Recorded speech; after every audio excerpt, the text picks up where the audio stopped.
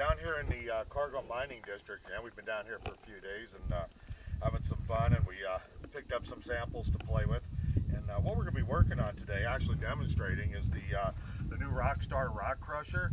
It's basically a manual operated hammer mill for crushing rocks up to 5 by 6 inches long. We've tested this on solid 6-inch pieces of quartz, and which is probably some of the harder rocks you're going to find around prospecting, and it does a great job on crushing them down. This is super for guys doing a small production work, or especially for sampling, or even if you have a powered rock crusher. Most of those rock crushers, unless you have one of the really big expensive ones, most of them tell you to break the rocks down to 1 or 2 inches, maybe 3 inches before you put them in. Well, most rocks come in a little bit bigger sizes than that, and we've got some kyanite we'll be working with, a 4-inch piece on it. Here's another hunk of kyanite, some quartz. You could take this, break it down a few, smash it a few times, use that material through your other crusher, or you can just use this to crush it all the way down to a fine powder. When you get your unpack your Rockstar, you're going to have a tube with it. You're going to have a dust mask, which I really suggest using it for safety. A lot of the quartz, the type of material you'll be working with, is a high crystally silica type content. There's a lot of pressure when you drop this down. It'll blow the stuff up. You don't want to be breathing that. A set of safety gloves. You'll be using a rope, which will be sliding through your hands. Use the gloves on it. Got goggles come with it, safety glasses. Use those, because you don't want that stuff blowing up, hitting you in your eye. I'm going to kind of be breaking the rule a little bit today. I'm not going to be using a dust mask, because we're going to be talking. And I do have polycarbonate. These are prescription shooting glasses. They've been around for quite a long time, and they do protect my eyes on it. All you get with the rock crusher, you're going to get a rope you'll have, and the actual hammer. Weighs about 35 pounds. A little safety point on that is don't get your toes underneath it. Just really don't put it on something you could get knocked off. That thing lands on your foot, it's definitely going to hurt.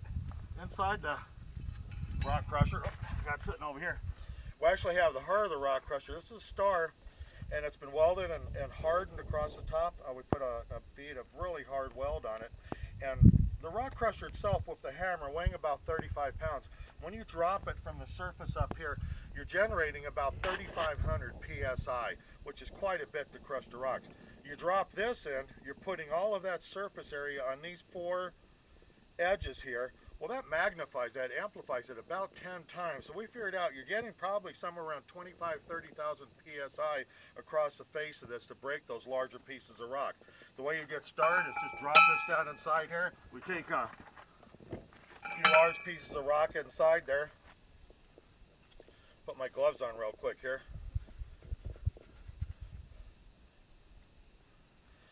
Pick up your hammer. And this is like the hammer mills that they've used in the days when, except they had them on big cams that would go up and down, up and down, up and down. Well, we're doing that, except we're using manpower to do that. A lot of rock crushers on the market. All of them good, all of them work. There's just different varieties. Some have advantages and disadvantages. Most of them have some sort of a rod, a weighted rod that you have to jam down. Well, the only force you're getting, you're not actually utilizing that weight. You're having to use your shoulder and your back, which really minimizes, plus it's a lot of extra work to generate the power you need to crush the rocks. And most of those are smaller units. They're small pieces for kind of like a mortar and pestle, which is great if you're doing some sampling on some black sand and that's all you need. But if you're doing some serious crushing, this thing is really the ticket for doing it.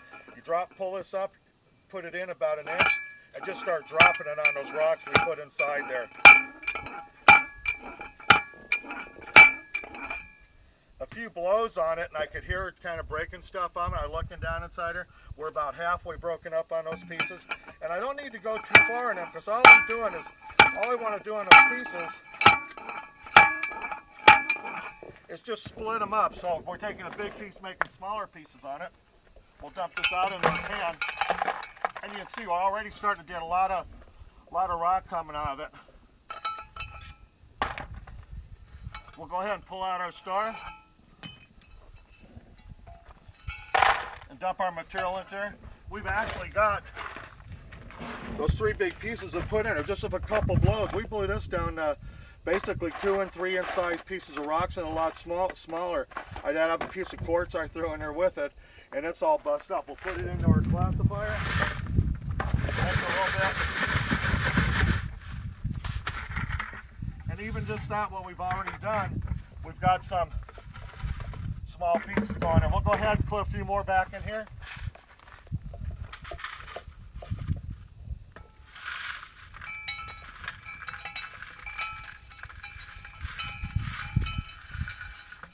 And we're trying to work for some finer. Now you don't want to load it up too much. What can happen, I might put a little bit too much in there.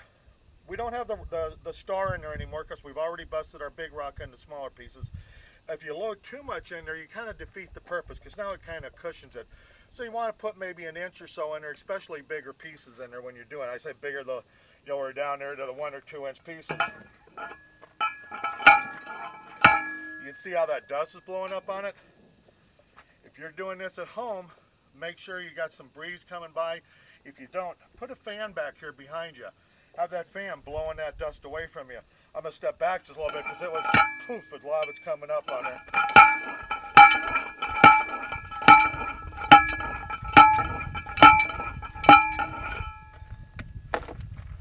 Put my classifier back up here. You just pick it up. We got built-in handle on it.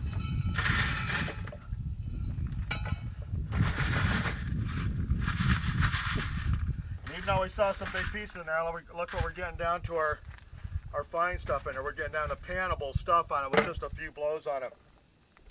You keep working on these pieces. We're classifying down to about a number 8 right there.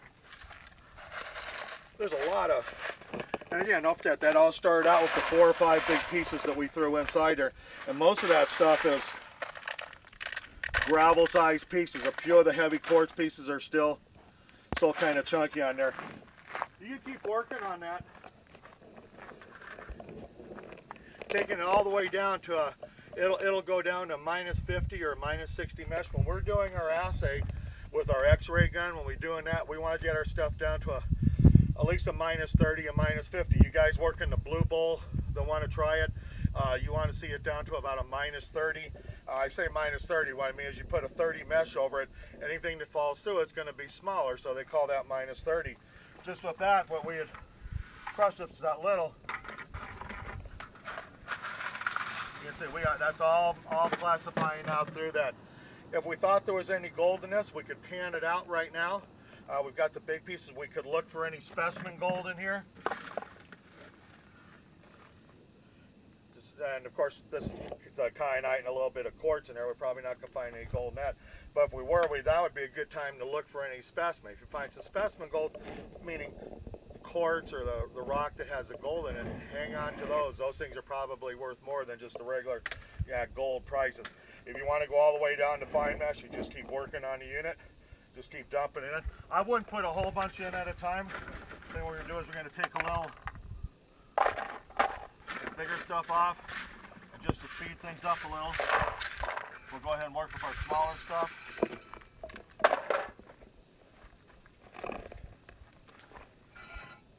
If you're working at home and you have this on concrete, that's great. You get a nice, good, solid base for it. However, all that force it's generated is going to transmit right through the metal into that concrete. So be careful. You're on a piece of concrete that's not like your front porch where you might be breaking it up.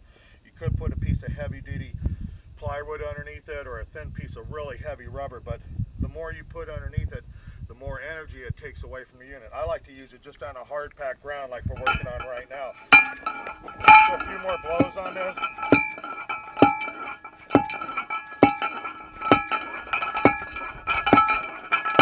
Did about 10 blows. Let's see what we got with this stuff here. And we'll go ahead and classify one more time, sir.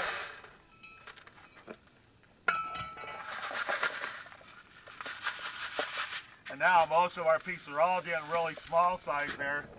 And again, just with the 10 blows, we got probably a half a cup of powder stuff to go through there. You can use this for sampling if you have quartz to sample. If you have some black sand and some clays and stuff like that that are dried out, you can use this to crush it before you pan it. Guys with the blue bowls will take it. You'll crush down what you think might be ore, some really caliche stuff that might have a little gold stamp to it. You can go ahead and crush down to it, classify it down to a a working size on it. But it takes very little effort compared to using a sledgehammer and a chisel, or one of manual type where you're really beating down on a thing. We manufacture these out of a high carbon steel. They're MIG welded around there. We double powder coat them with a two-tone powder coat. Lifetime warranty on them. Anything goes wrong at all on it, you send it back. I'll pay the shipping back for you. I don't think there's any part on this thing that could ever possibly wear out. One thing you do have to be a little bit cautious of, the fact that this is hardened. When you start off and you break your big rock down into smaller pieces, start pulling out and keep an eye on this, because you don't want to start hitting this with your hammer. You could eventually score the top of this, but that's pretty heavy stuff. This is over 5-inch solid steel, high current solid steel. This probably isn't going to do too much to it, but that's about the only thing I'd really warn you on. If this thing should ever break or wear out on you, you send it back again. I'll send you a brand new one. It's all lifetime warranty on it. So we've been pretty impressed with it so far. People in the field, they've been using it, just love it. We've had a lot of good reports. I've probably sold as many to guys that have bigger crushers, power crushers, than I have guys that just use this by themselves. Because as you buy a 2-inch crusher and you have a 6-inch rock, you need to break it down and do it. And the only other alternative is to use a sledgehammer to do that. Right now, if you give us a holler, we'll talk about pricing on it, and we're shipping for free throughout the United States, so it'd be a great time to jump on this. It's the Rockstar Rock Crusher from Ground Balance Steam Products. All right, guys, I appreciate you listening, and go out there and find some gold.